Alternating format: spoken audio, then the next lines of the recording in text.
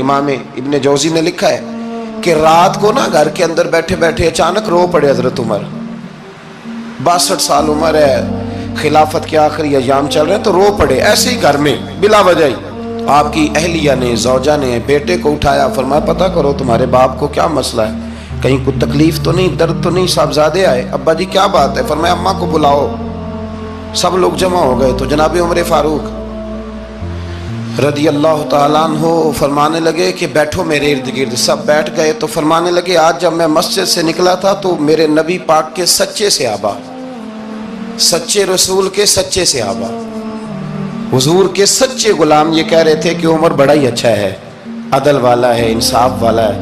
تو ابا جی اس میں رونے والی کیا بات ہے؟ تو فرمانے لگے ڈر یہ لگتا ہے کہ باہر تو میں اچھا تھا، کہیں گھر میں تو نہیں کوتاہیاں کرتا رہا۔ میری بات پہ توجہ کرنا، کہیں گھر میں آپ باتیں سن لیں تو شاید جتنی میں کرتا ہوں دوسرا کار ہی کوئی نہ سکے، لیکن جب عمل کے راستے پہ ہم نکلتے ہیں تو وہ مسدود ہے، وہ بند ہے۔ عمل کس نے کرنا ہے؟ آپ کوئی آیت پڑھیں تو یہاں غلطی نکالنے والے 20 لوگ مل جائیں گے، 20 لوگ، لیکن اس آیت پہ عمل کرنے والے کتنے ملیں گے؟ تو حضرت عمر فاروق رو رہے تھے، کہنے لگے کہیں تمہارے حقوق تو نہیں پامال کرتا رہا۔ تو آپ کی اہلیہ نے جب سنا تو وہ کہنے لگی عمر مجھے تو بڑا پرانا شکوہ ہے، آپ کا جاہ و جلال اتنا تھا میں بات نہیں کر سکی۔ عمر تم نے سارا دن مسجد میں گزار دیا اور ساری رات نقاب اوڑھ کے مدینے کی گلیوں میں گزار دی، میں تو زندگی کی کوئی خوشی دیکھ ہی نہیں سکی۔ چاہ تو میرے اندر بھی تھے نا کہ میرا شوہر کچھ گھڑیاں بیٹھتا، کہیں مجھے لے کے جاتا، تو میں تو کچھ نہیں دیکھا، مجھے بڑا شکوہ ہے۔ تو حضرت عمر کہنے لگے چل اللہ کی رضا کے لیے معاف کر دے۔ بھئی معافی بیوی سے نہیں مانگی جا رہی، معافی اپنی غلطی کی مانگی جا رہی، یہ سمجھ لیں۔ بیوی کے لیے تو خامد کا بہت بڑا مقام ہے نا، لیکن یہاں غلطی کس بات کی ہے؟ اپنی کمزوری پر غلطی کا اعتراف کر کے معذرت کا سوال کیا جا رہا ہے۔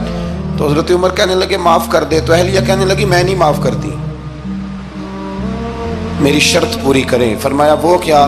فرمانے لگی قیامت میں جب اللہ آپ کے لیے جنت کا حکم دے گا تو آپ میری سفارش کریں گے اللہ کی بارگاہ میں؟ سفارش کریں گے کہ یا اللہ مجھے کپڑے دھو کے دیتی تھی، میری عزت کی حفاظت کرتی تھی، میرے بستر کو پاک رکھتی تھی، کہیں گے؟ تو حضرت عمر فرمانے لگے تیرے ساتھ وعدہ رہا، رب نے اگر عمر کو اپنے فضل، اپنے کرم اور اپنے محبوب کے صدقے جنت دی تو عمر تیرے بغیر جنت میں نہیں جائے گا۔ عمل کا رستہ، عمل کا رستہ دیکھیں نا، 2 دفعہ استاد بات کرتا ہے، 2 دفعہ،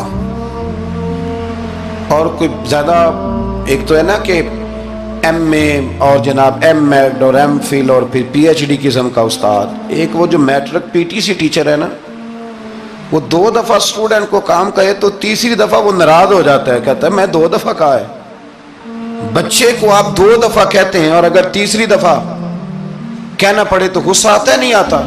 بھئی تو نے اتنی دفعہ کہا ہے، تو سمجھ نہیں رہا بات کو۔ اور اگر اللہ کریم قرآن مجید میں سینکڑوں دفعہ کہے نماز پڑھو، سینکڑوں دفعہ، اور یہ بہانے کر رہا ہے، یہ بھی پروگرام بنا رہا ہے، پھر کہتا ہے میں بے چین رہتا ہوں، میں بے قرار رہتا ہوں۔ عمل کا رستہ اس کو اختیار کریں، آپ سکون میں رہیں گے۔ بد عمل آدمی اور بے عمل آدمی یہ ہمیشہ پریشان رہتے ہیں، ہمیشہ۔ عمل کریں، توبہ کریں تو پھر بدل جائیں، پھر تبدیلی آئے، اور یہ کوئی مشکل کام نہیں، جو بدلنے والے تھے وہ بدل گئے، بڑا کچھ کرتے تھے پر پھر وہ لوگ بدل گئے۔ حضرت فضالہ رضی اللہ تعالیٰ عنہ کہتے ہیں کہ میں بڑا دلدادہ تھا عورتوں کا، اور میرا ماحول یہ تھا کہ میں قتل بھی کر لیتا تھا، معاذ اللہ چوری بھی کر لیتا تھا، اور رات میری طبیعت تھی معاذ اللہ نئی سے نئی عورت کے پاس جانا۔ کہتے ہیں ابو جہل نے اعلان کیا کہ جو نبی پاک علیہ السلام کا سر اقدس معاذ اللہ کاٹ کے لائے گا، نقل کفر، کفر نہ باشد، 100 سرخ اونٹ انعام ملے گا۔ تو میں نے ارادہ کر لیا کہ میں بہت سارا انعام حاصل کروں گا۔ قرآن مجید میں نا اللہ فرماتا ہے کہ بہت سارے لوگ ایسے ہیں جنہیں اگر میں رزق میں کشادگی دے دوں، زیادہ پیسے دے دوں، فرمایا باغی ہو جائیں، وہ سرکش ہو جائیں۔ یہ بہت سارے لوگوں کو جو اللہ تبارک و تعالیٰ اعتدال میں رکھتا ہے تو یہ ان کے لیے بہتر ہے۔ ہر بندہ دولت کے ہوتے ہوئے نیک ہو سکتا تو یہ اللہ اگر رکھتا ہے نا اعتدال میں تو شکر کرے اللہ کا، ورنہ تو لوگ عیاشیاں کریں، پتہ نہیں کیا کچھ کر گزرے۔ تو حضرت فضالہ کہتے ہیں کہ میں نے خنجر تیار کیا اور میں نے بغل میں اس کو چھپایا، اوپر میں نے چادر اوڑھ لی۔ اب مجھے پتہ تھا ظہر کی نماز کے بعد نبی پاک صلی اللہ علیہ وسلم طواف کعبہ کے لیے، بیت اللہ شریف کے طواف کے لیے جاتے ہیں۔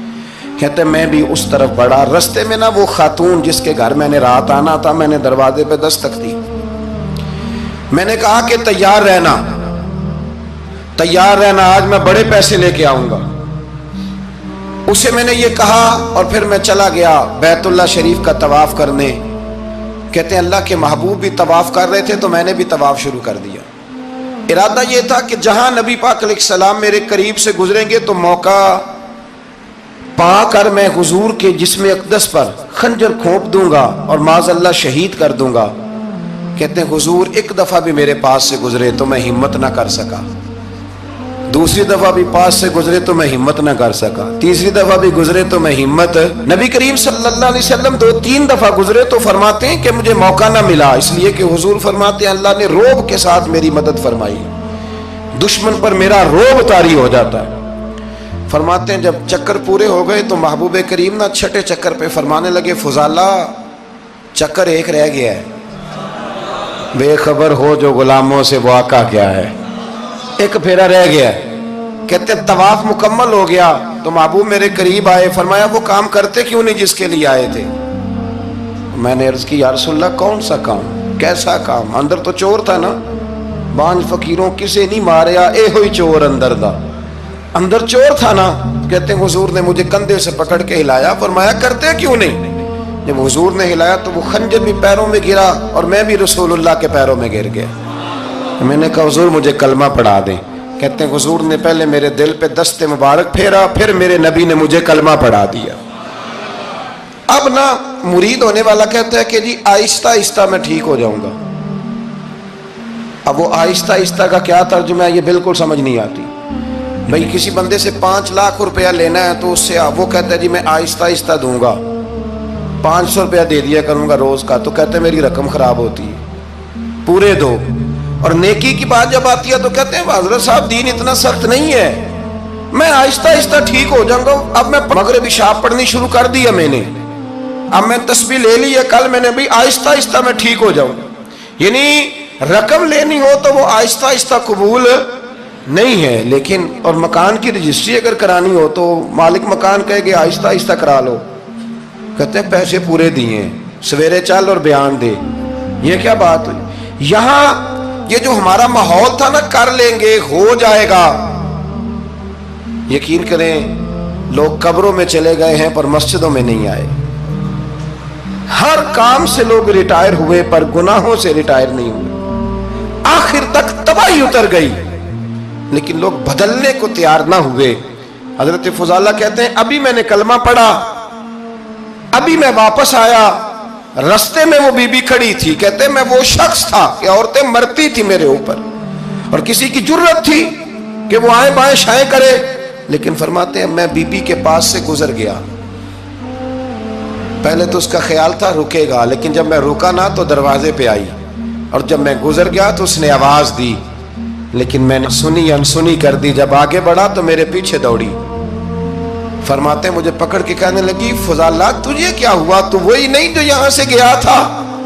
آپ فرماتے ہیں میں کبھی نہیں رویا تھا، میں کبھی نہیں رویا تھا، اور جب کہا نا تو وہی نہیں، کہتے میں نے سر اٹھایا تو میری آنکھوں میں آنسو تھے، میں نے کہا میں جو گیا تھا وہ نہیں ہوں، اب تو میں محمد عربی کا غلام بن گیا، اب میں وہ نہیں ہوں، اب نہیں ہو سکتا کہ کوئی میری نظر میلی ہو جائے، یہ کیسے ممکن ہے؟ اب نا اسلام کی تعریف ہم نے یہ کی ہے کہ خبردار کوئی ہمارے قریب نہ آئے، ہم کسی کو بات نہیں کرنے دیتے کہ ہم مسلمان ہیں، ہم بات نہیں کرنے دیتے۔